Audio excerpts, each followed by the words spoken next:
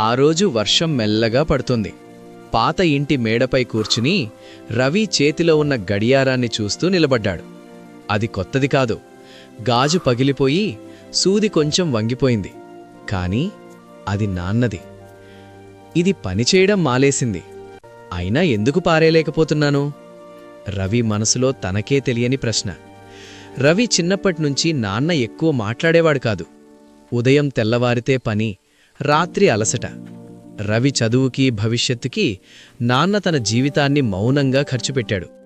ఒకసారి చిన్నప్పుడు రవి అడిగాడు, నాన్నా, మీకు కలలు లేదా?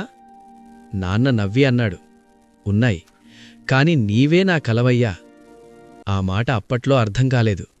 నాన్న చివరిసారి ఆస్పత్రి బెడ్ మీదున్నప్పుడు రవి ఫోన్లో బిజీగా ఉన్నాడు. నాన్న, నేను కాల్ చేసి వస్తాను అని చెప్పి బయటకొచ్చాడు. అదే చివరి మాట. నాన్న వెళ్ళిపోయాక ఆ ఇంట్లో నిశ్శబ్దం ఎక్కువైంది. అమ్మ మాటలు తగ్గాయి. ఇంట్లో గడియారం శబ్దం మాత్రం ఆగలేదు. Tick tick. ఒకరోజు అమ్మ పాత పెట్టె ఇచ్చింది. ఇది నాన్నదిరా అంది. ఆ పెట్టెలో ఒక చించిపోయిన డైరీ, 2 పాత ఫోటోలు, అదే గడియారం. డైరీ తెరిచి చూస్తే చివరి పేజీలో ఒకే వాక్యం, నా సమయం అయిపోయినా నా కొడుకు సమయం మొదలవ్వాలి.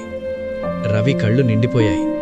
అప్పుడే అర్థమైంది, నాన్న తన గడియారాన్ని కాదు, తన జీవిత సమయాన్నే ఇచ్చాడని. ఆ రోజునుంచి రవి గడియారం రిపేర్ చేయించలేదు.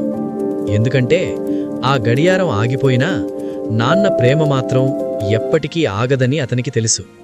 వర్షం ఆగిపోయింది. రవి గడియారాన్ని గుండెలకు దగ్గరగా పట్టుకుని నెమ్మదిగా నవ్వాడు. కొన్ని గడియారాలు సమయాన్ని చూపించవు, జీవిత విలువని చూపిస్తాయి.